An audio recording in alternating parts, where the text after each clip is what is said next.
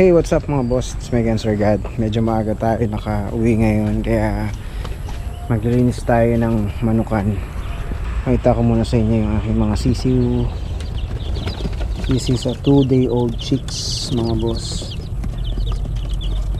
And pagkain pa sila. May tubig. Yung tubig nila is just a water, tapos sinaluan ng asukal. For 3 days yan mga boss. Tapos ito yung aking first batch. This is 2 weeks old chicks. Ayan o, malalaki na, di ba? Ito yung lilinisin natin ngayon mga bossing.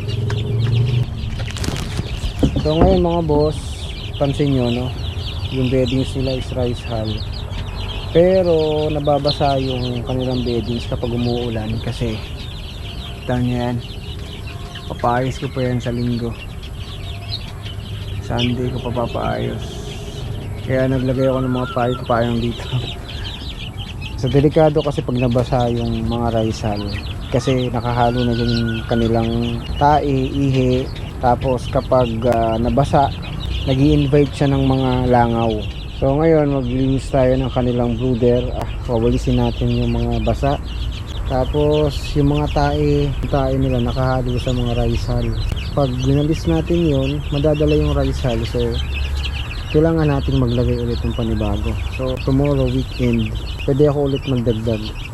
So let's go, magwalis tayo.